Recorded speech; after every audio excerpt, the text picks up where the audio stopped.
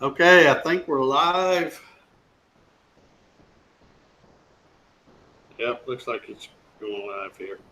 Welcome everybody to the CNC with Dave Gatton show. I'm live and in person from Gatton CNC and GarageWorks CNC. So, thought I'd try to do the show and get this to shut up. Yeah. There we go. Javi's going to try to watch the chat for me because I've got it on my phone, but it's hard to read it. So little. So anyway, welcome everybody. This show tonight is brought to you by GarageWorks CNC and Gatton CNC. DIY kits for the CNC enthusiasts. So there's my commercial for the night. I've got a few photos to show. A few folks have sent me some project photos, so we'll get into those here in just a minute. And then after that, it'll just be kind of a free-for-all. I thought I would do, a show from out here in case anybody had any questions about a Gatton CNC or how to run something, or I got a GarageWorks CNC right over there as well. I could swing the camera around, or we'll just take whatever questions you might have about anything. One thing I do want to mention, if you missed my little video yesterday, I think it was yesterday. Yeah, it was yesterday. I did a video and I'm going to spice the show up here. We're going to do some giveaways, and I'm going to give away some license plate guitars. Now, I wanted to clarify, it may be, it's going to, like the first drawing I'm going to do is June 22nd, which is 3 weeks from today. But you can go to, I don't think I even put a link to that on the thing. Anyway, if you go to the website, www.davegatton.com, right on that front page, it'll say something about enter or win a license plate guitar or whatever. And you click on that, and it'll take you to where you can fill out the entry form. Already got a bunch of entries. I just did that video early yesterday afternoon. I think I uploaded it about 12:30, and already got a ton of entry forms already in. So it'll be just like I've always done when I do giveaways. It'll be a random drawing live on the show. You got to be watching live to be able to claim it. So if we, I'll use one of those random number generators and then look on my spreadsheet who's ever on that line, like if it's say 37 or whatever. And Joe Blow's on line 37 and Joe Blow's not watching. We'll give him a minute or so to say something in the chat, say, hey, I'm watching. Yeah, it's me. And if he doesn't, we'll move on and draw another one. And too bad. Yeah, poor Joe Blow. He always gets the shaft. Yeah, that's it. But also, I wanted to point out, too, when I say I'm giving away these license plate guitars, and that's why I brought this one out here to clarify it for everybody. It may not, or most likely won't be the one that's in the photo that I'm showing. Like, in fact, I showed, like in that video, I showed like 4 or 5 of them. This was one of them. I think the thumbnail is a different one. And the reason I'm doing that is because the way I'm building these things, if you'll notice,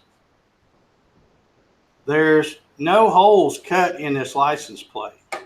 This has got a floating bridge. So I can take that floating bridge off, loosen the tension on the strings, take that floating bridge off, remove those 4 screws, and take that off and put a whole nother plate on this same guitar. So I'm doing that for a reason, because if we do a drawing and say, let's say Javi wins and he wants a Florida plate, if I got a Florida plate, I can swap it out and put it on there. So if somebody wins and they, like that they want a certain kind of plate, assuming I have one of those, and I have a ton of them. If you watch that video yesterday, for crying out loud, that one guy, Tom Conway, he sent me, I think, like 98 plates just to sell. And the ones he sent were from all over, man, Alaska and everywhere. So I think I've only got about 13 or 14 states that I don't have. And, and that's another reason why I want to talk about this a little bit tonight. The folks that have been sending me these plates, I can't thank y'all enough. I mean, I got people still looking. They go, well, what plates you need? And I said, well, I only need a handful now. And they're like, okay, well, I'm gonna keep looking. They know people that, But anyway, like I said, I've got customers in pretty much every state anyway. But I want to thank everybody that's sending those license plates. And that's why I'm going to do these giveaways, because, I can't keep all these things. So I figured, what the heck, maybe be a little fun thing to do for the show. And apparently it's popular because, like I said, I've already got a ton of people that have already filled out an entry thing. So if you want to get out an entry form, go to www.davegatton.com, follow the link to the entry form thing, fill it out. Make sure you read the rules. Like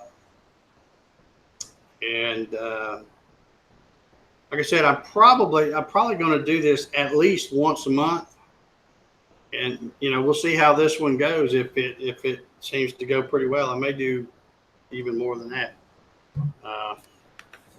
Because those things are a lot of fun to build, and like I said, I got all these license plates that folks have sent me, and I'm happy to pass that on. Also, on that website, I do have a page called Dave's Guitar Stuff. Eventually, I'll have some of this other stuff that you see me post on Facebook and Instagram and stuff like that. I'll have that up there where somebody can buy something if they want it.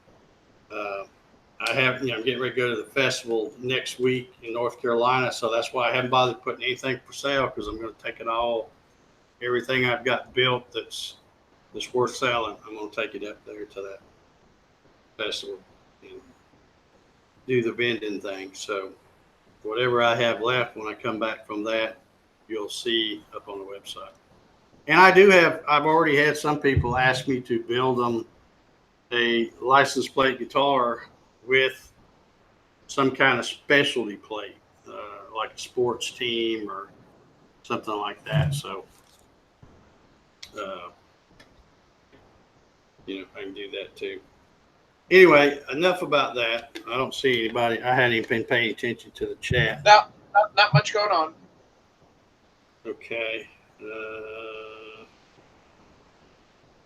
All right. Nobody. Yep, I don't see no questions. All right. Well, I guess we'll move on to. I guess I should introduce my people here. Everybody knows y'all anyway. Hobby's going to be watching the chat for me.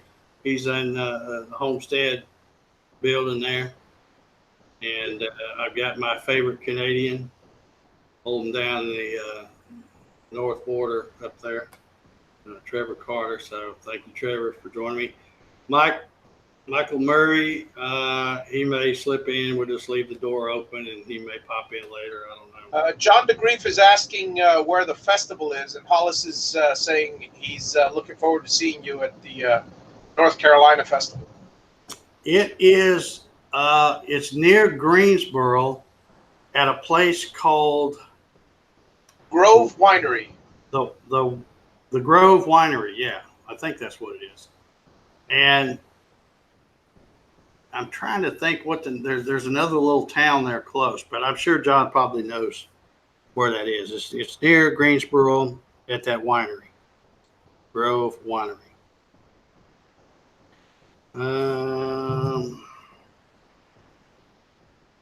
right, good catch, because I don't even see that question. All right, well let's show some pictures. I don't have a whole lot to show. And my apologies to the folks who had sent pictures in a month or so ago. I was going to show those tonight as well. Oh, Dave, we got a last-minute question. David Mitchell says he works at a car dealership and he comes across vanity plates. He says, "Do you want those also?" Sure. If you got a, in fact, I've already got one or two. Sean Stone from Stone and Sons Woodworking, I think, is their channel. He sent me some plates. I believe it's from, let's see, Mississippi, I think. I can't remember the state now. But anyway, one of them he has is called Stony, and then a number or something, because, Sean Stone. Yeah. And he asked me, he said, "Well, do you want vanity?" I said, I'm not picky. I'll take whatever you want to send me, because my goal when I started doing this is, when people started saying, "Well, hey, I got a plate, I can send you this one, or I can send you," well, then it kind of started clicking. I thought, well, yeah, I got customers all over the place, and if they send me a plate, being able to do a license plate guitar using all 50 states may not be impossible. And like I said, in just a few weeks, those guys have been sending me all kinds of stuff, and I'm down to, like I said, I probably got 12, 13, maybe 14 states that I don't have out of the 50. So, I've already got Alaska and Hawaii. I mean, Tom sent me a bunch of them from Alaska, and Barbara had a couple from Hawaii when she lived there. So that's probably the two hardest ones I would think to get. But anyway, like I said, if you are a winner, you can go to the website, and I've been posting on that page where it says Dave's Guitar Stuff. I've been thanking everybody and posting pictures of all the plates I have. I think the only ones I haven't done, and I need to get that done, is the ones that David Mitchell sent me, because he sent me some Indiana plates, and Dwight Bennett sent me a bunch of Indiana plates. And I don't think I've got a picture of those up there. But other than that, I think everything I've got is up there. So you can go up there, look at that photo gallery, pick you out a plate if you win, and say, "Yep, that's what I want." Or if you want to buy one and you want a certain plate, you can pick out your plate. I don't care. The ones I showed yesterday, like this one that I just showed, is an Indiana plate that I did a while back. And then here lately, I've done 2 North Carolina, a Tennessee, and a South Carolina. And I did those because I'm going to be in North Carolina for that festival. So that's why I did those states. But anyhow, enough about those. Let's see here. All right, I'm going to present myself here. And I will screen share.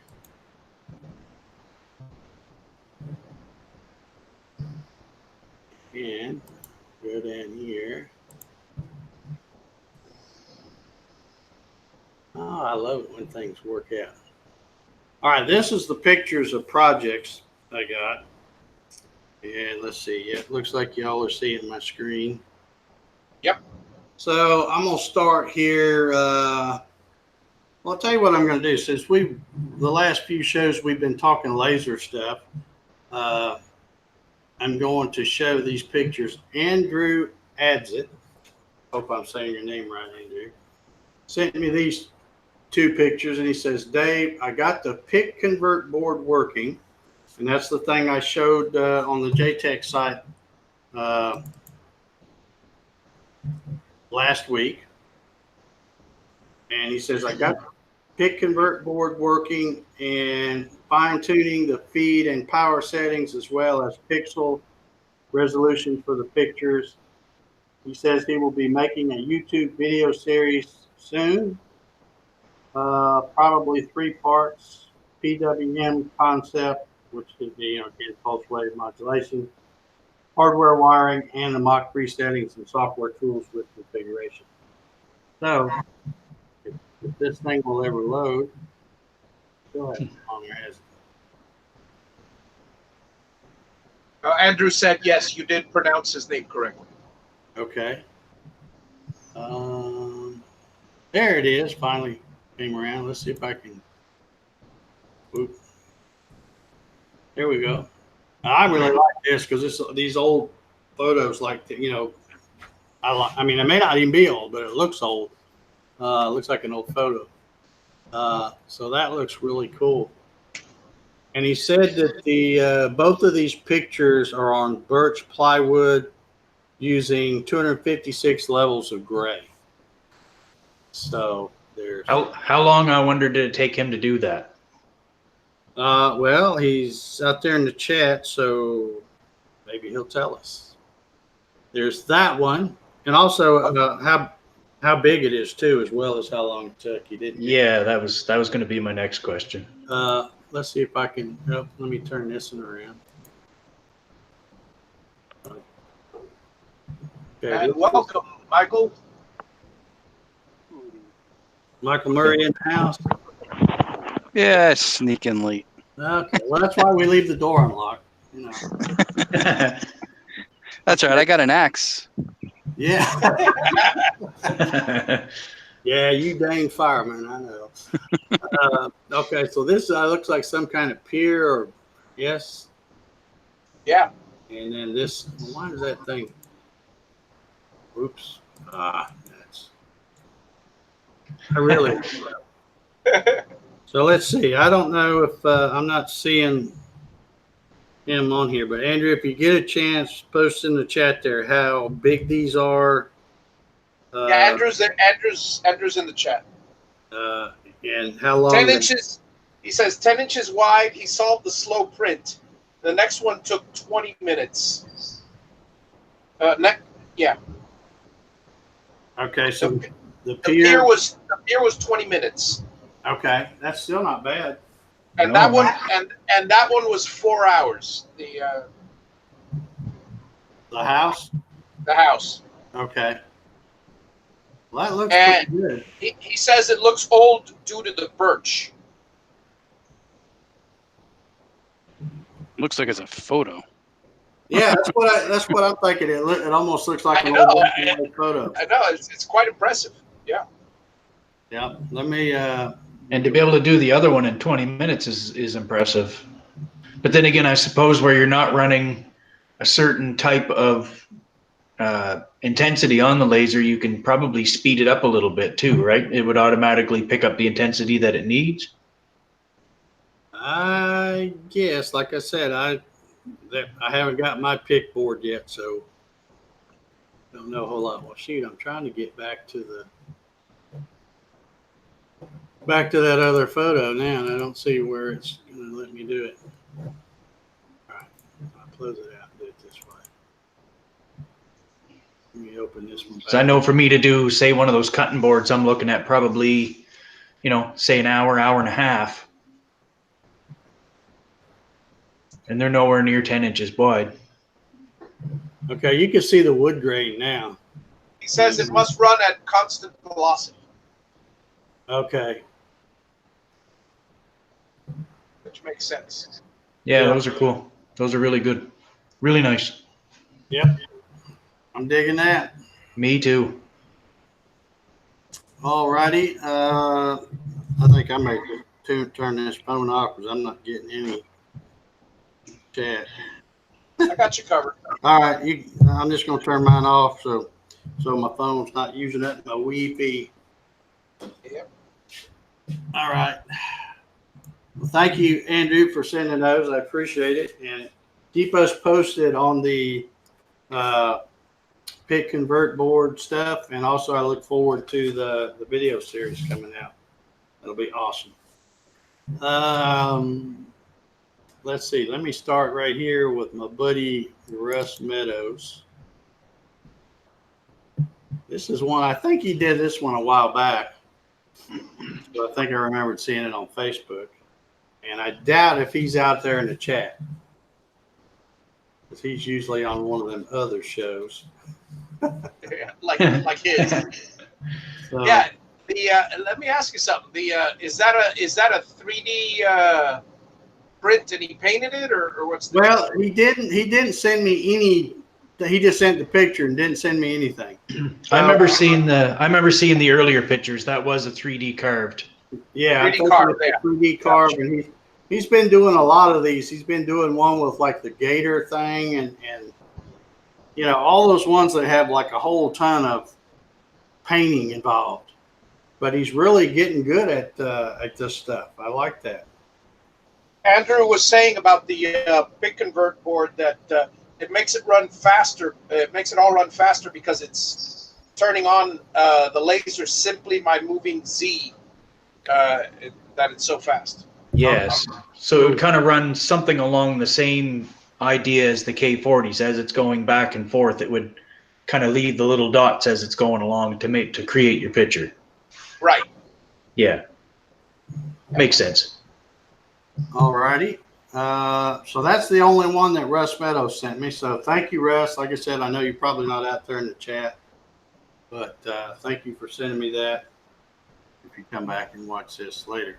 And now I want to give a big Garage Works shout out to my buddy Grant Davis. If you don't know the story about Grant Davis, is he bought a Garage Works. Let me just pull one of these up while I'm talking here. But he bought one of the big Garage Works, the 4x4, and I don't know how long it's been. I've done lost count. It's probably been a couple of years ago. And he never has put it together. As far as I know, it's still in the crate. A while back, and again, I don't remember how long it's been, he bought a smaller. He bought the 24 by 18. And even that one sat around in the crates for a little while. And then he finally started putting it together, and now he's kind of kicking himself in the butt that he didn't go ahead and put these things together, because he says he's having a ball.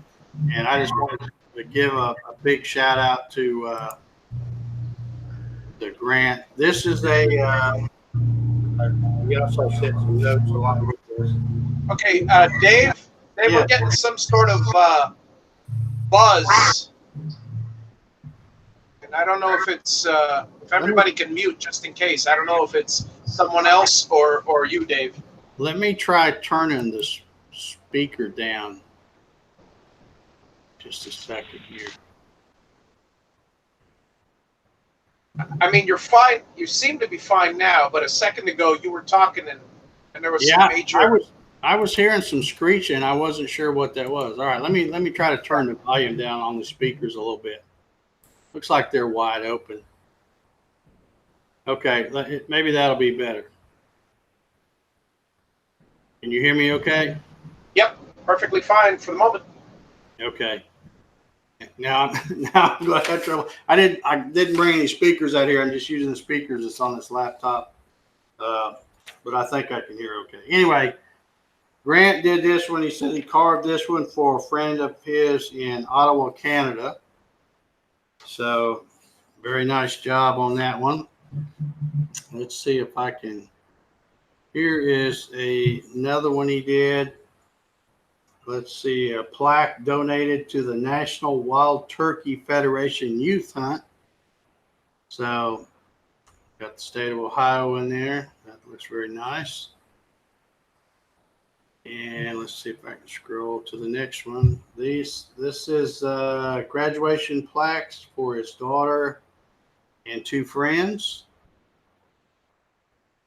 So you can see that even though it took him a while to bust them out of the crates and put it together, he's really starting to get the hang of this CNC stuff. And this one is an anniversary plaque for the wife of a coworker. So very cool. So anyway, yeah, I just wanted to give a big shout out to Grant because, like I said, he was a little slow getting started, but now, and he travels so much. Like I said, I don't know if you guys know Grant or not, but he does a lot of traveling for work, and he doesn't have a whole lot of shop time, but he's really doing a good job with what shop time or CNC time he has. So good job, Grant. Good to see you making some chips with that thing. Now you need to get that other one put together.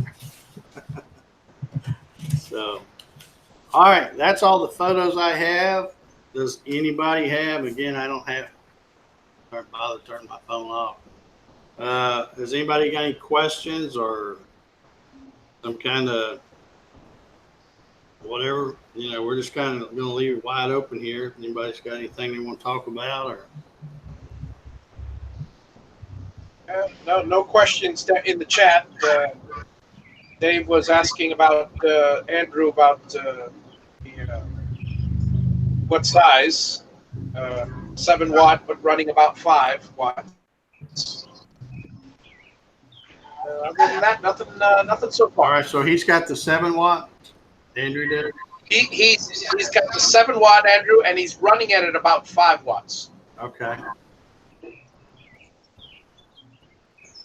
All right. All right. Well, I guess we're done then. Nobody's got any questions or anything. Questions about Garage Works, Gatton CNC, general CNC stuff, how to do something. I was going to. Hey, Dave, how are you liking the T-Track? What's that, Mike? I said, how are you liking that T-Track? Well, I liked it so much. Oh, you can't see that one because I got the little stuff up around. I've added it to all of my machines now. Oh yeah. Yeah, I did the same thing on mine. I just got the package for the T-Track that I got to put on the Gatton in the garage. I just I need 2 arms. I got my 404 out there in the shop where I run my laser. It's got pretty much the same setup, same spacing, same number of T-Track, and then of course I have a little 36 by 24 Garage Works right over here, and I noticed, you know, with the old plywood and the T-nuts and stuff, since those T-nuts are through holes, I use that machine to cut pretty much just HDPE. And what happens is all those little white snowflakes go down in the hole, so it'll get real messy up under there. And plus, some of the things where I screwed them in, screwed them out so much, they start getting stripped and stuff. And I'm like, I'm gonna go ahead and buy Dave, I got a question about T-Tracks, but Keith Painter wants to know, where does one send pics for to you for the show? Well, I mean, you can send them to me. I hate when people send them to me in Messenger and stuff because it's harder to get them off of the thing. I just tell them the email, Dave Gatton at AT&T.net, or you can use the Dave at GarageWorksCNC.com. Either one of those. Yeah, if they go to your website, do you have links to your email address there? Yeah. There's contact me links or email Dave links and stuff like that. So if you don't know what it is, but yeah. Now, do you find on the are yours 4 inches apart, your tracks? Mine are closer than that.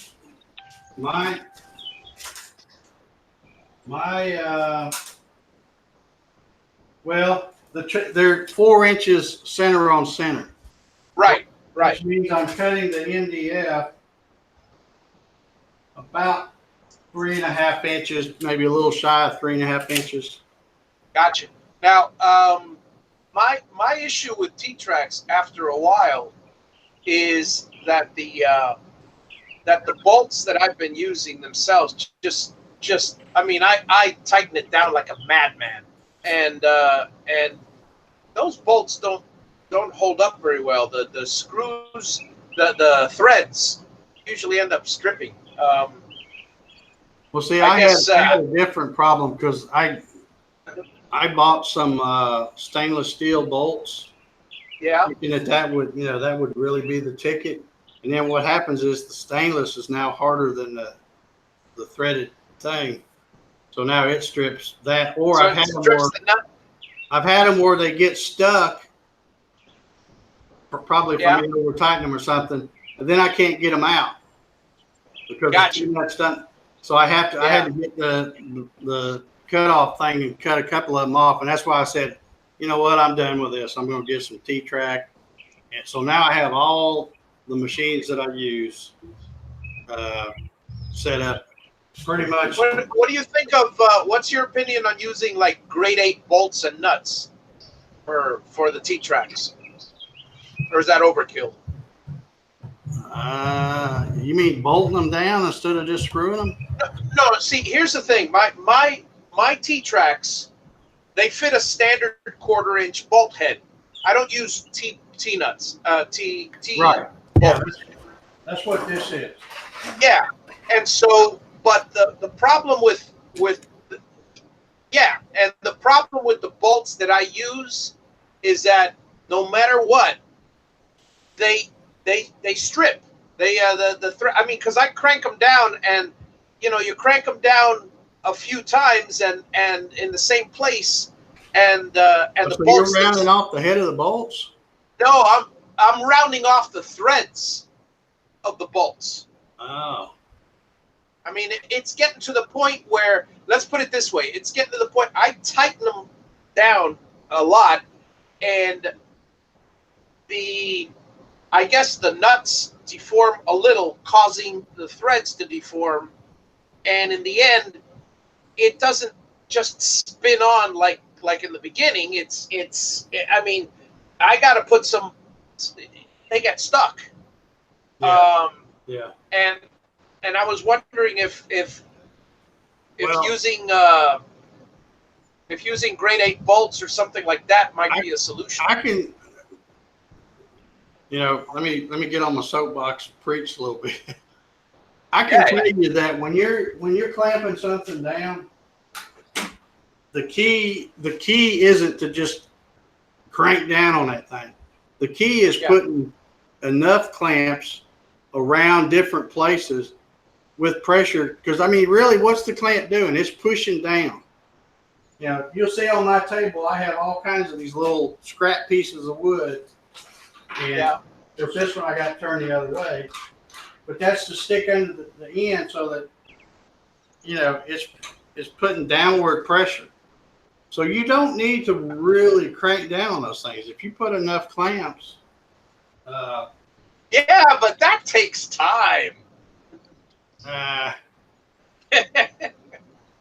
I hear you.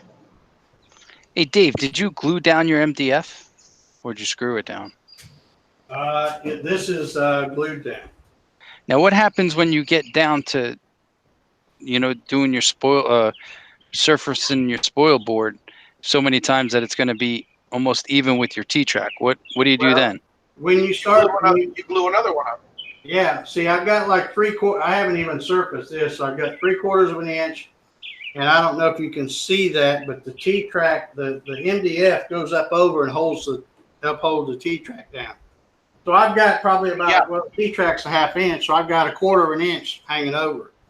But when you start surfacing it, and you go, well, wait a minute, I better do something because I'm down to about a 1/16 over that T-track. Well, then you just cut new strips and you glue those right on, and okay, all across your table. Yeah, what I do, Michael, on mine is I have very similar to Dave's, except I have exact positions on I can set my 0 to machine 0, and I go 4 inches exactly from machine 0. So no matter what, when I hit those limit switches and it zeroes out the machine, at that point I run a program. I glue a new spoil board on top, the top layer MDF, and then I run a program, and it will actually cut 1/4 inch slits exactly on 4 inch centers, exactly where I'd originally cut them. So there's no chance for error, and it's convenient doing it that way if you can, if you've got that ability with your machine. I want to give a big shout out. Let's see, 8:39. Okay, I fired the phone back up to get the chat back current. I want to give a shout out to my buddy Laney Shaughnessy. He's out there in the chat. He goes by Spindle TV. And if you haven't watched Laney's show on Mondays, he does a live thing where he shows you how to do stuff in VCar Pro and Aspire. And I try to catch him every time I can. Yep, same here. I say on Monday, a lot of times they're on Monday, but sometimes they might be on Tuesday. But if you're subscribed to him or subscribe to Spindle TV, all one word, that's his show. And even if you don't have a digital wood carver, he won't kick you out of the chat, or at least he hadn't me yet. So, Yeah, he hasn't me either. Yeah. And the amount of information that man has is just absolutely incredible. I don't care how many years I've been at CNC of all different types. I always learn something new on the show. There's always something new. I learn something new every time I watch him, and it's mostly because he's doing something that I've never even thought about trying to do before. Yeah. Or maybe for me, you could do it, so I didn't invest. But for me, I get so comfortable with Aspire, and I do things my own way and habitually, and all of a sudden I see him using for instance, the shortcut keys. He does it in a matter of seconds, and I'm going, why the hell didn't I do that? I mean, that's one thing I learned. A lot of those shortcuts, because I get stuck doing something and I'll do it the same. Maybe back when I first started doing it, the software wouldn't do it any other way. But when they add these new things, I keep doing it the other way, which is slower. But I've learned a bunch of shortcuts from watching Laney. But yeah, you guys need to go check him out. Or go subscribe. He's right there. You can click on his icon, go subscribe to that channel, and then you'll get notifications. Usually Monday or sometimes Tuesday night.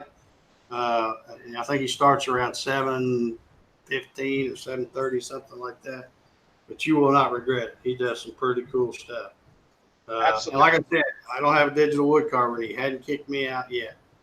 So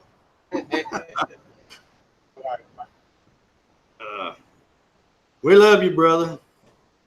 He's a good dude, hard-working dude too, man.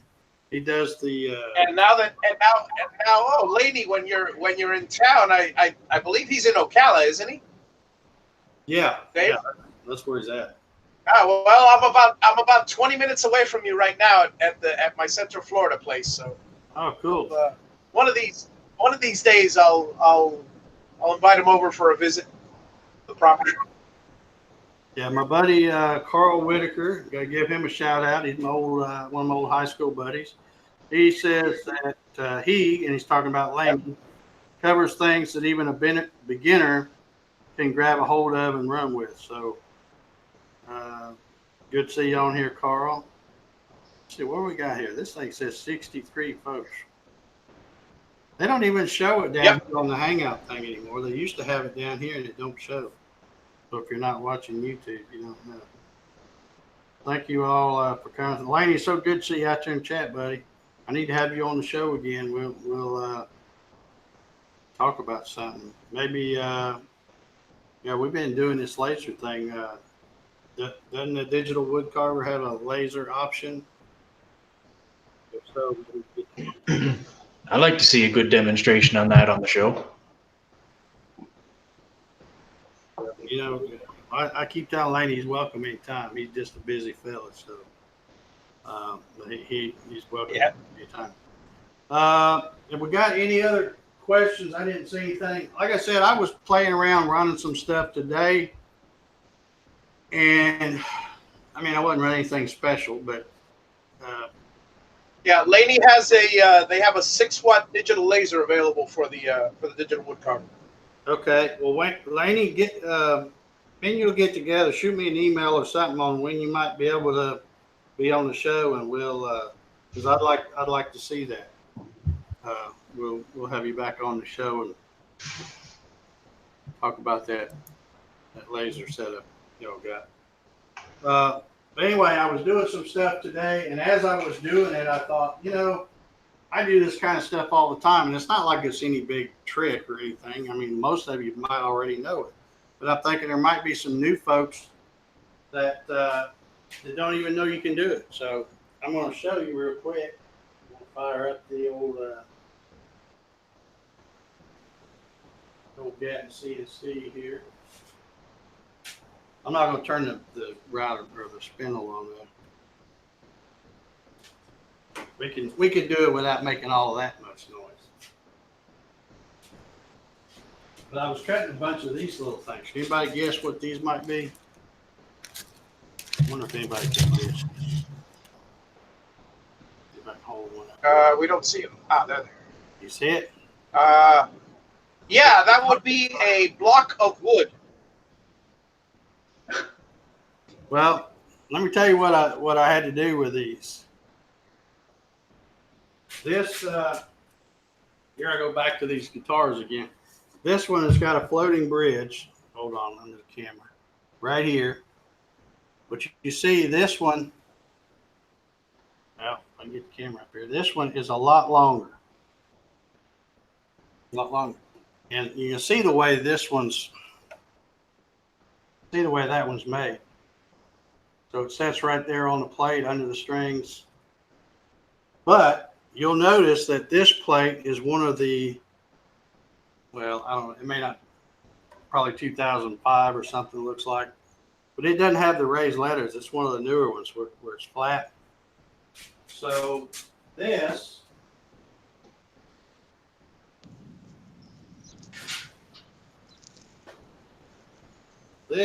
is a floating bridge that's got that little step, and it's wide enough so that it will clear the letters on most states. Anyway, there's some, I found out Hawaii's got like super huge numbers, so it just doesn't quite fit in there. But for most of them, the inside here is like 3 inches. So as long as the letters, and it's also made where it not only straddles it, but it's about the same height, so that it will set right on that number, but it won't mess up your plate. And I don't have to do any. Now, cutting. Dave, underneath the plate itself, do you have the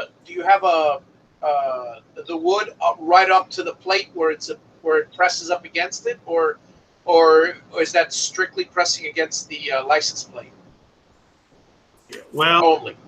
You'd have to see my. I don't have one out here because I'm using them all. Well, I can show you this. This is kind of similar, although obviously it's not a license plate kit. But what I do for the license plate kit, just picture this as a rectangle. All this is hollowed out here, and then I leave these little things here. And for the license plate kit, they fit the holes, the mounting holes for a license plate perfectly. Now it's not going to fit on this because this is totally different. But where the actual bridge sits, there's no support under the license plate per se. No, there's only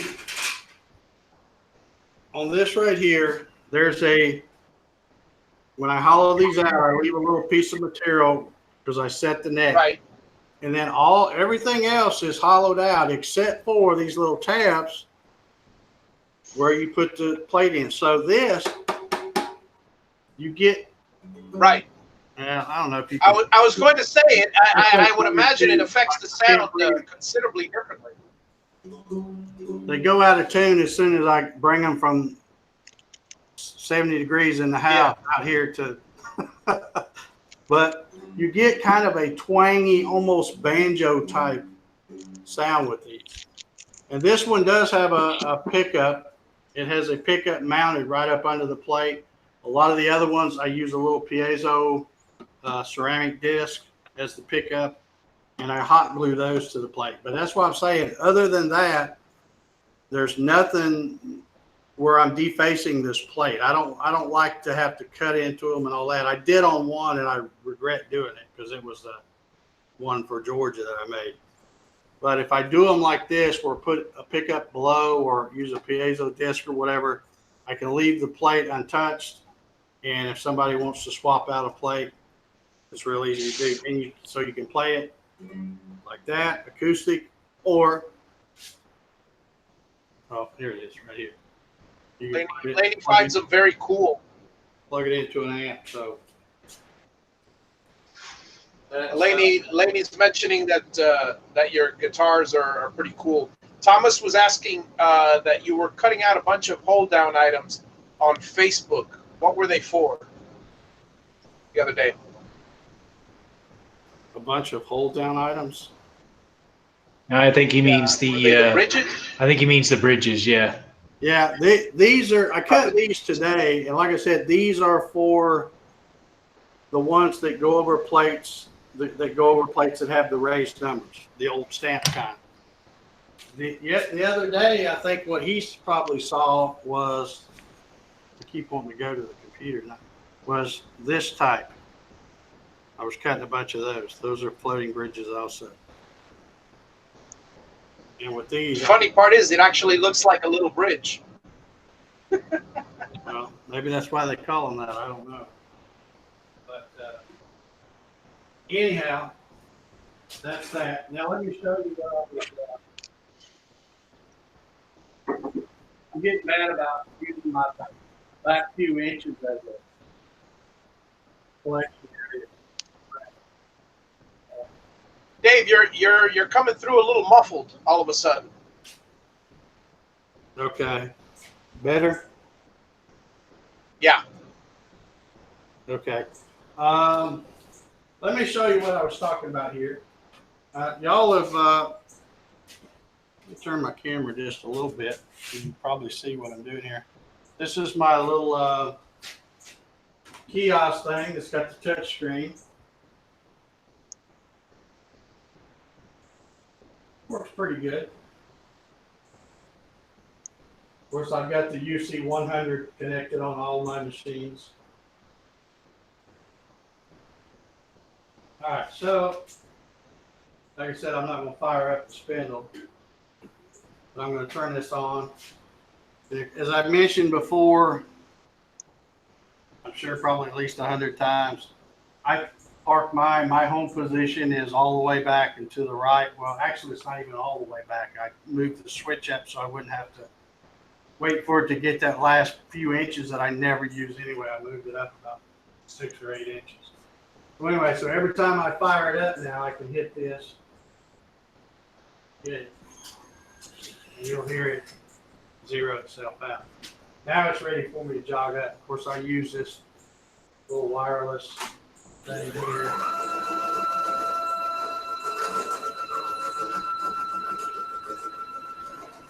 So I'm gonna pull a program up, probably something that one I was running today.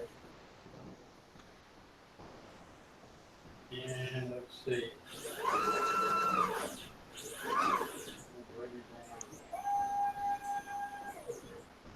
All right, I'm not gonna put a piece of material up or anything.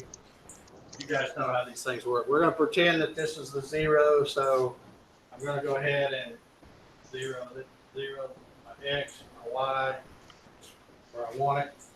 And then if I was, there's the part right there, you maybe see it up. And I'm going to go ahead and zero my Z, but of course I would use my touch plate, either zero to the table or to the top of the material or whatever. But anyway, when I'm running something like these, and I ran a bunch of these, but I made 3 different sizes. And it's because some people like a higher action on the guitar, some people like a lower action. So I kept the gap here for the letters or going over the license plate numbers. That's the same. But some of these are from, if you took calipers and measured from here to the top of this, some of them are 400,000, some of them are 450,000, some of them are 500,000, some of them are 550, and then some of them are 600,000. So I cut a bunch of different sizes, and depending on, you get it one, and somebody goes, well, I like this, but the action's too low. you know, again, the way I make them, you can just pop that out, pop a taller one in there, raise the action on the thing. Anyways, I was running these, and I just did, instead of trying to do a nest, because I had just one of those pieces of it's a 4 by something from Lowe's, which is about 3.5 inches wide by, I think it was 36 inches long by 1/4 inch thick. Well, when you're clamping that on here, I always try to just worry about 12 inches at a time, because you need to have it clamped. And what I do is I just keep taking clamps and moving them down to keep it flat on the table where I'm at. The one thing I wanted to show you is, if you run this, and I'll go ahead and hit, so I can start here, because it's not gonna do anything but cut air. There's a spindle everywhere. But anyway, so you run one like this, and this is, like I said, this is a single part program. And I'm not gonna let it go through the whole thing. Rewind that. Go back to 0. Okay. So now it finishes and it goes back to the 0. Well, you want to move it in the Y direction. I think on these, I think I was moving it 1 inch. So you can come to your MDI, just click in there, and then I'll type G0 Y1. Okay, y'all probably know how to do that. That's not a big, like I said, that's no big trick. All right, so I moved it that 1 inch. Now I just come back over here, 0 that Y again. Now I'm good to go again. I can hit, so I can start. Off it goes, cutting the next one. All right, again, I'm not gonna run this. So now we'll run the second one.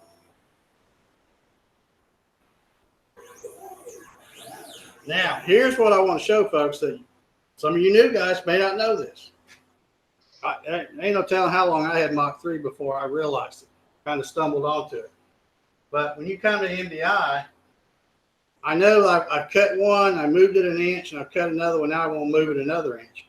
Well, if you just come in here and click this, I don't know if you can see that pop up, but it says G0Y1. So you can just take the arrow key, hit that, and it puts it in there.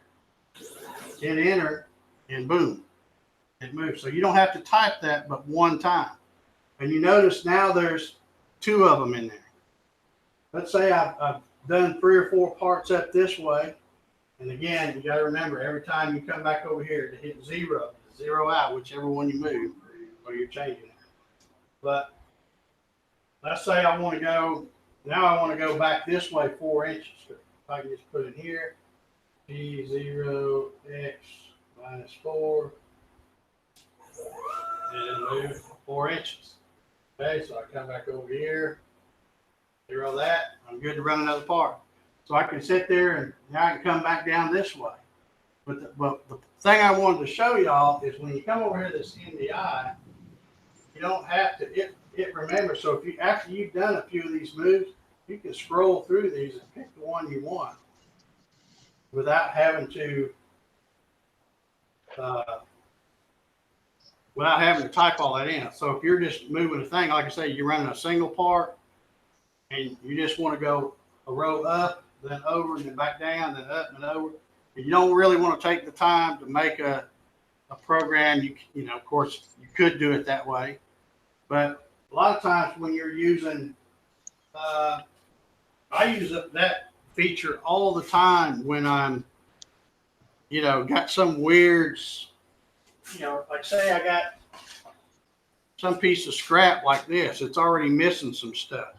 So I'd start here and I'd come up here and then I'd come over, probably come over and down and then go up and then, so you can use up a lot of your drop that's already got pieces missing and maybe even weirder shape than this.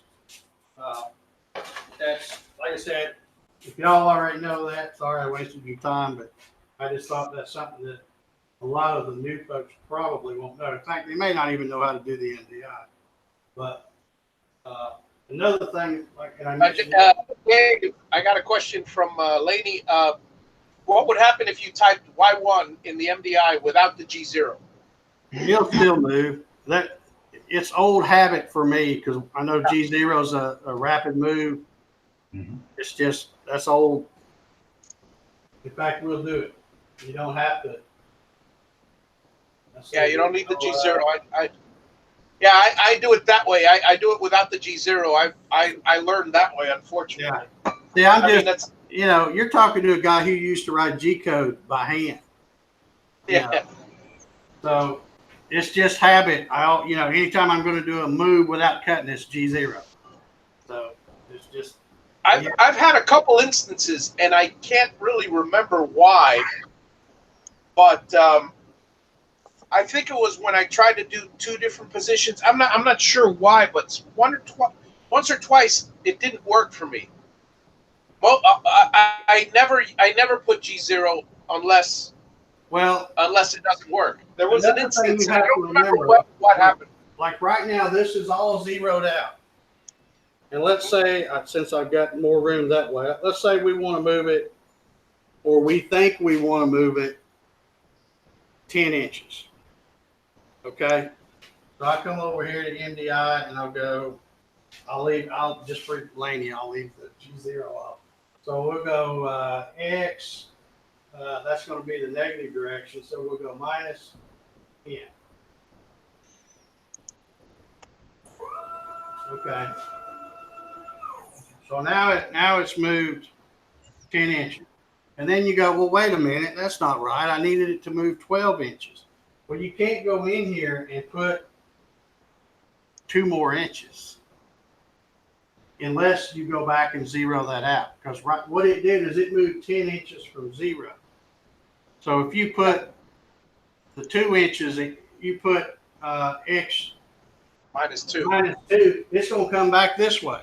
It'll come back 8 inches. Yeah. So what you can do is go, well, I put 10, but what I really meant was 12. 12. As long as I have zeroed that.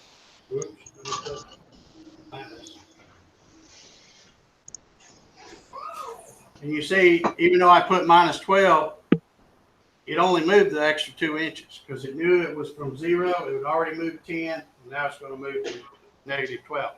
Now, if I set that 0, and I keep going back to program run, that's habit too. You can actually zero it right there if you want. But anyway, yeah. So I don't know if that's what you were talking about, Javi, or not, but you can leave. You don't have to put D0. That's me being on one part. And, No, there was an instance, and I don't remember what it was because it's not just X or Y, it's both. Most of the time I'm moving in 2 directions, and I'll put a X1 space Y 0.2 or something.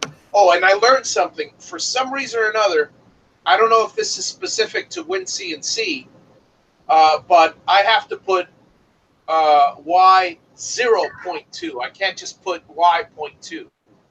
I don't know why it's yeah, you got to put a 0 in front of it. I got to put a 0 before the decimal. Yeah, that's probably something in your software that's making it do that. Yeah, but for some reason or another, and I don't remember what it was, I think I tried 3 directions. Well, I tried X, Y, and Z, and it would not move, oddly enough, without the G0. Y 0.2 without a 0 in front. It'll work with this. You don't have to put it. Of course, it would work if you put the 0 in there, but it'll work. Eleni was curious to see if the UC100 MDI was similar to the MDI in the controller that they use. You want me to show it to you? No. He was just stating that he was wondering. There it is. That's why he asked the question. There it is, right there. That's the UC100. You can see That's I've a got cute little thing. green light, which tells me I got power, and then the blue light tells me it's connected. And all it's doing is this is like a 15-foot parallel connection that's running from here to my controller that's at the very back of the machine. Okay, put it down before you short something out. Yeah. I had to switch them because, I was doing the demo of UC CNC software, and I was doing it out there in the shop. Well, it only works, as I said before, with the UC 100 that's registered, the serial number and all. It only works with one. So if you put the wrong one that's not with that, you open up UC CNC and it'll load demo version. So I had the one that I needed on here, so I switched it. But I used to have electrical tape because there's no way to, these are just pushed on here. And I used to take electrical tape and wrap around here and then wrap around both to try to hold them together. But I need to do that again because I've just got them hanging here. But usually when I'm running, I'll have this thing sitting here, and I never move it, for fear that maybe I'll pull it and the wheel. You don't have any table or you don't, something. Pop it off. you don't have any standoffs on the unit. No, nuts. They don't come with them. mine didn't. I I don't got believe. some laying around. No, there's no, it's just, see, both of them have screws to screw into something, but you need one that has the nuts. yeah. Yeah, yeah. I guess you'd call that male. There's no female. Anyway, Yeah. I've never had an issue with it. I just now when I plug one of these in, like around my shop, and this one over here, I have this plugged into my breakout board, and it has a place where I can screw that in where it won't pop off. But for this, with the parallel cord, Now, if you were plugging that directly into the Xylotex box, it would work like that. You could screw it in. But where we've got that pass-through style breakout board, there's where we're not able to use it. yeah. Since we mentioned the UC CNC software, one thing I like about it, and I'm sure I could probably, if I was one of those guys that like to change my screen set and all that, I really wish that the Mach 3 had the MDI right on the main page, like UC CNC. Yeah. Like I said, I don't change screen sets simply because when people are new or starting out and they're asking me questions, I want the pictures that I send them of mine to look just like theirs. So that's why and plus I'm used to this. I don't have a problem with the screen and the way it's laid out. I just wish that you could MDI right on that front page instead of having to hit this button. It's not a real big deal. My screen is not perfect. Sometimes I have to touch it just a hair below what I'm really trying to poke. And I have to be careful because sometimes you'll poke something you don't want to, and next thing you know, it's taken off. But that's what the stop button's for. All right. That's all I was going to show, that little thing there. I'll go ahead and send this back home.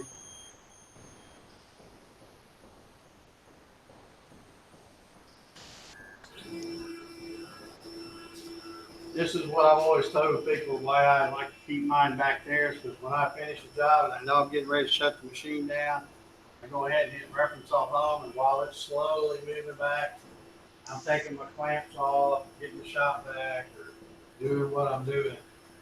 And by the time I'm done doing all of that, it'll be back there ready to turn it off. How we doing on time? I feel like we're running over again. Yeah, we're over by 10 minutes. No biggie. Okay. Any other questions? Have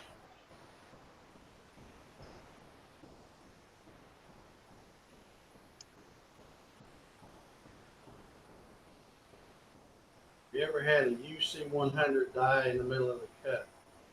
Yeah, but I was just reading. Well, I don't know what you mean by die. What I have had, and this is why I preach to have your machine that you're using to run your computer, don't put it on the stinking internet. You don't need to be on the internet while you're trying to run something. Keep it dedicated, no internet, no Wi-Fi, none of that stuff. Back when I was using this laptop, the one that I'm using to broadcast the show tonight, sometimes, because I would bring it out here, run the machine, and then I would take it back in. I'm like, oh, I got Wi-Fi off. Let me turn the Wi-Fi back on.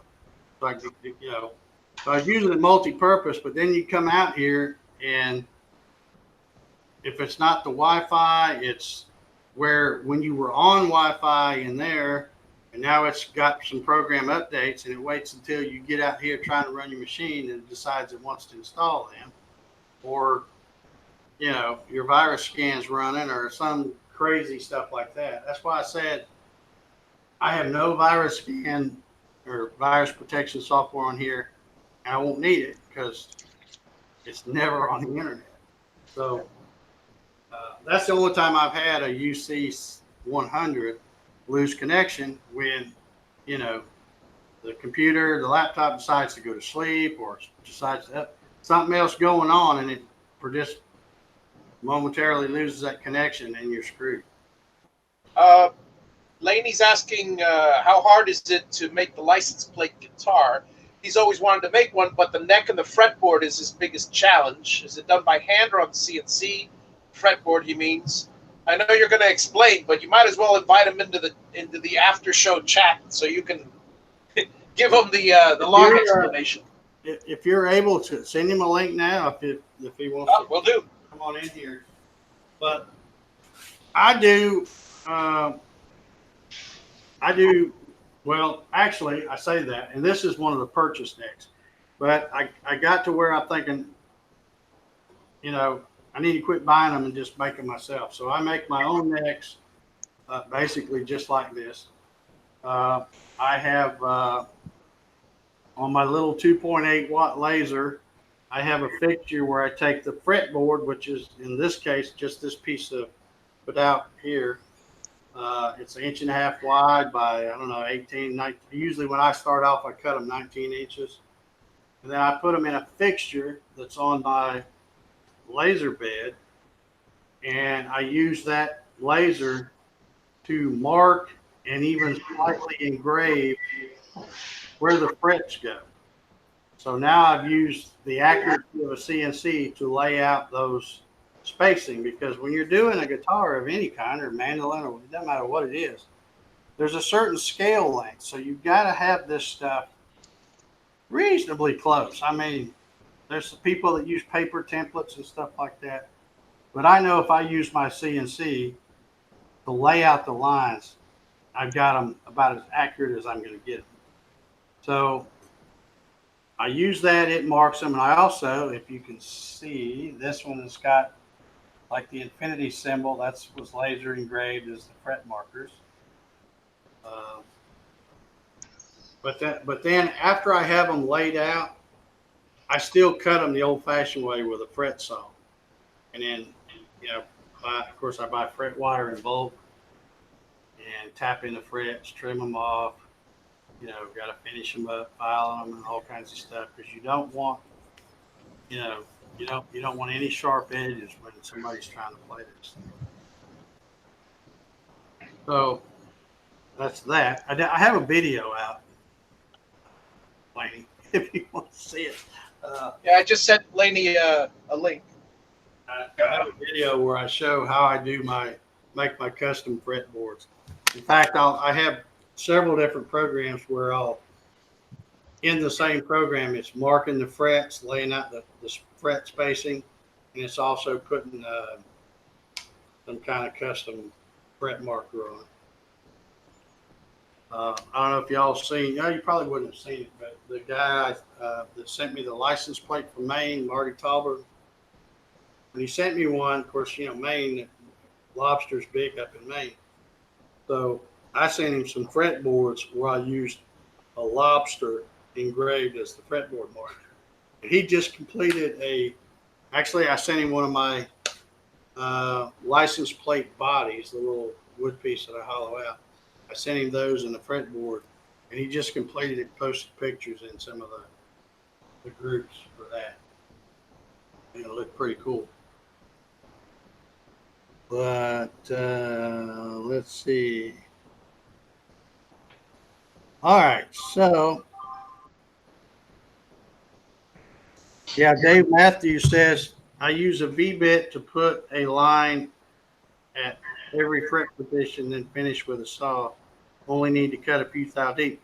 Yeah, if you go back to like 2012, and I'm talking way back into my library of videos, that's how I used to do it before I had a laser.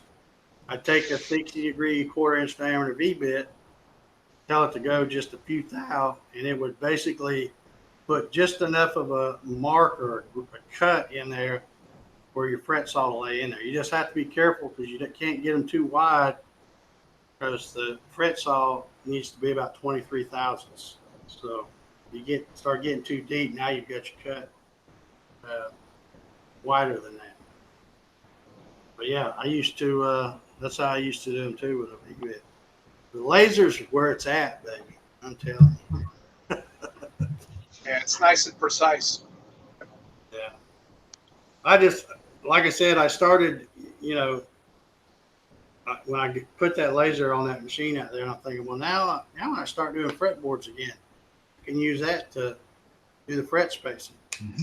And then it's like, when I had it on there, it's like the light bulb come on. I'm thinking, oh my gosh, I got it right here in the fix. I can put anything on it now. So I was coming up with all kinds of crazy, like that infinity fret marker, and I've got eagles and flying birds and all kinds of stuff. I try to come up with something different. And of course, sometimes I'll just do a laser fill and put the regular fret dots. Sometimes I'll run them. Sometimes I probably should go and get one. But sometimes I'll run the fret dots down the center like just traditional. Sometimes I'll run down to the 12th fret on near this edge where it's really into this string. And then when I do above the 12th fret, I'll put them on this side. A lot of people do them. And there's so many options. You can use fill-in paint and wipe off the top after you laser it, laser etch it deep. You can even use epoxy to fill in the laser hole. I mean, there's a multitude of options. You can have any color you want. Yeah, there's like I said, I know I've been on this laser kick here lately, but it's only because that thing is kind of course, this has two. It's just when I do a lot of the guitar stuff with this, I don't bother. I might post a picture of it after it's done, or I have done a video where I show how I do the custom headstocks. Because like I said, this fretboard here was purchased, but when I bought it, and you can see it's a scarf joint. It's got the angle. This was just a paddle, a rectangle paddle. So I have to lay it down. It's kind of weird because, I mean, you know, this part's not on it when I do it. It's just the neck. But I lay it down like this and mill, and you can see how I even have that little, I think they call that a volute or something right there. This one's even got an inlay in it. But, I mean, there's just so many things you can do with CNC, whether it be a router or a laser, and I love them both. But here lately, especially the laser, because I keep every time I go out there, I think of something new that I could do that I hadn't done before with it. So I guess we don't have any. Nothing else on the docket. Okay, I don't see any other questions. So, like I said, I don't know whether that was a tip for y'all or not. Maybe some of you new guys didn't know that. It just really makes it easy to move the thing around. Like I said, if you're moving it 4 inches every time, you don't have to tighten that in every time. You can just go it'll scroll up. And even if I had like, when I was doing it earlier today, I probably had a dozen different things that I typed in. And I'd just sit there and scroll till I found the one I wanted and hit it. Makes it a lot easier. You don't have to type it. Yep. All right. Well, I guess we're going to wrap this one up. We still got 51 folks watching. Like I said, if I don't want to run the guitar thing in the ground here, but anybody that wants to get in on that drawing, I'm going to be giving one of those away. The first drawing will be 3 weeks from tonight, June 22nd. I'll go back and put a link to the thing, but if you just go to the website, you can't miss the thing. And if you watch the video where I'm talking about the giveaway, there's a link in that video. I'm losing my voice, so it's probably a good time to wrap this one up. Yeah. Anybody, Mike, you got anything going on you want to talk about? No, nothing right now. You're still healing up? Still healing up. Okay. Well, I'm glad you're able to join us tonight. Trevor, you got anything exciting going on you want to talk about? Nah, I'm about done with accessorizing for now. The wife won't let me do no more. No strobe lights? No. One thing, that reminds me, one thing I don't think I mentioned, and I meant to, is Trevor sent me a link. He and I were talking about this before we went live, but he sent me a link the other day of it was an Amazon link, and it had some lasers. I mean, the whole kit, the board, power supply, had all that stuff, I believe. And when I clicked on the link that he sent, I'm thinking, wow, that price isn't bad. And then I'm thinking, wait a minute, this is the Canadian Amazon. I go to the U.S. Amazon, it's probably going to be even cheaper. So I went and looked, and they've got those things. I don't know if they're any good or not, but they got them really cheap. $90 for $200 probably. You can find one that's 4, 5, 6 watts, something like that. So I may, if they're that cheap, I may end up getting one just to try it, because I figure, if it doesn't work, or of course buying it through Amazon, if it don't work, you can send it back, I'm guessing. But anyhow, I may try one of those. So if anybody else has got one of those, bought one other than a JTech from Amazon, let us know post on Facebook, or let us know, what brand it is and how it's working, and what your little review of it is and all that. So, 'cause I'm definitely interested in seeing what else is out there. I love my little JTech, but I hate that. I thought they're kind of the only thing out there in the U.S. to get. Everybody else was out of the country, super high. Maybe there's something else. Anywho, I guess we're going to wrap this one up. Bobby, got any parting words here? No, I'm just putting out my usual weekly videos. I'm on hold for the next 3 or 4 years with projects until my big project, my land and my building is my house is done. So I might throw 1 or 2 in there, but this is my priority, and it's fun. I just caught up with the comments here. Yep. Andrew says they will make you go blind, Dave. I guess he's talking about later. Yep. Well, a lot of things do that. I quit when I needed glasses. Dave Matthews says, what a cool name, man. It's like Dave Matthews Band. Every time I see his name on here, I want to get, thinking Crash or something. When Dave Matthews tank. It says, I paid $65 for the 3.5 watt that came today. So I hope you'll keep us posted, Dave, on how that's doing. And Dave Mitchell says some of the kits on Amazon are knockoffs, so buyer beware. Yeah, you got to. I on Amazon. Well, pretty much anything, but especially Amazon. I usually don't go find something and then click buy.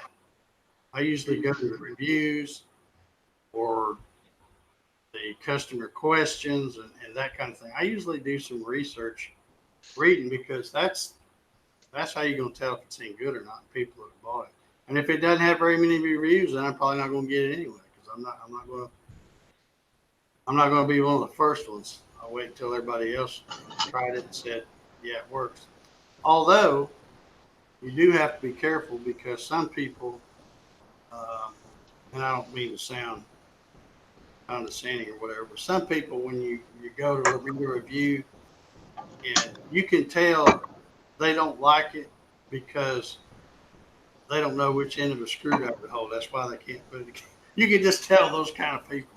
They'll give it a bad review and, like, well, this thing was terrible. And I like it. And then other people are like, it's great, So you'll have the one or two bad reviews and, a dozen good ones.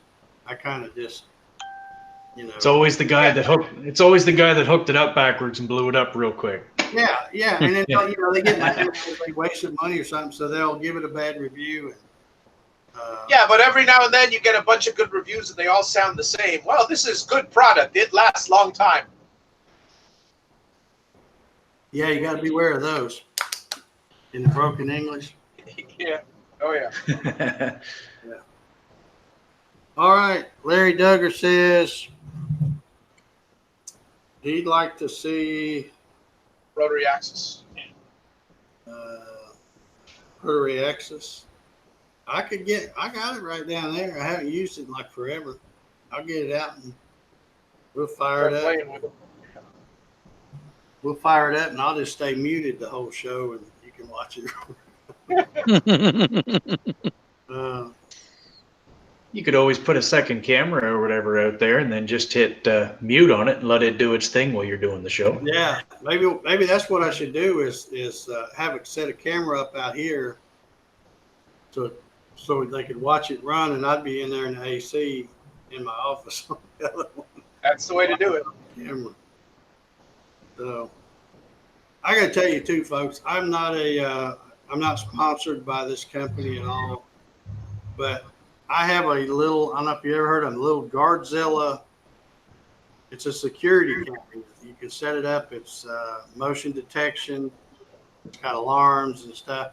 And I think it was I think they come down, but I bought it a couple of years ago, and I think it was only like $99 in. But that thing is great for, it's sitting right up there on top of that cabinet pointing at these machines. And I come out here and fire it up, and I go sit in a recliner, the AC, and just watch it. I've got the same thing. Mine hooks up to my phone app, so I can hook up my phone or my tablet. I can take it anywhere. I have a little cheap tablet, and I'll put that because my phone and you can't see it that good. And I'll have that tablet sitting on the counter right beside my recliner. And I'll have the cord plugged in so I don't have to worry about it dying on me. And I didn't, that way I can see it about this big. And I can tell. And plus you can, of course, when I'm right over the other side of that door, I don't really need the sound because I can hear it. But when I'm all the way in the back, a lot of times I will turn the sound on that app so that I can, because that's what you listen for is when it's chattering or something else. Of course, a lot of the stuff I run all the time, so it just keeps on going. I don't have to worry about it. Yep. Somebody says, Wise cams? Yeah, Wise cameras. Yeah, Wise are these. They're modular. They're $30 cameras, and they work with the Wise system. They're pretty good. They're Wi-Fi cameras, and it's a good alternative. I agree with it.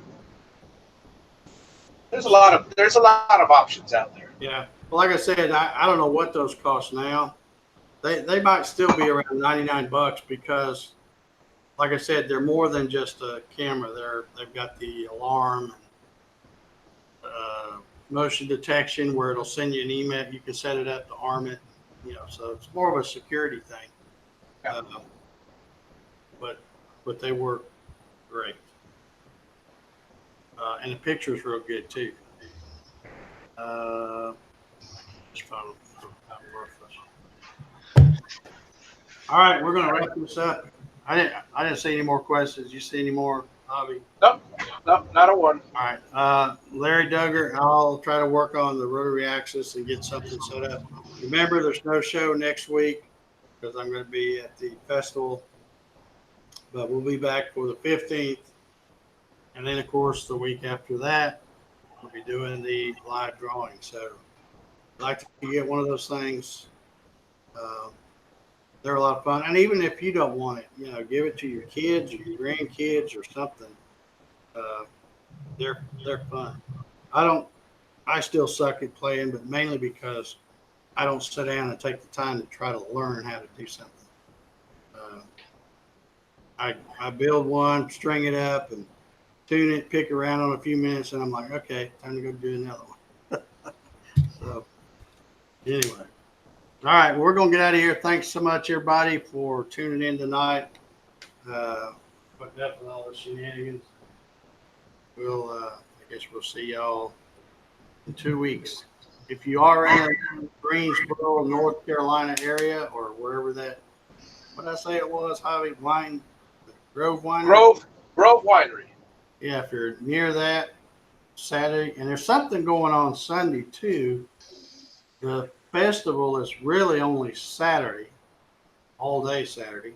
And then there's some other thing going on Sunday, and the guy that's putting on the festival said, hey, if you want to come back Sunday and set up your booth and stuff again, you can do that. So I'll be there both Saturday and Sunday. I can't even remember what's going on Sunday, but I'll be there hanging out. So anyway, thanks again, everybody watching. Stay safe, stay cool. If you're in the Midwest up there, man, watch out for them tornadoes because they've been rough up there. So we'll see everybody in a couple of weeks. Good night, y'all. Good night.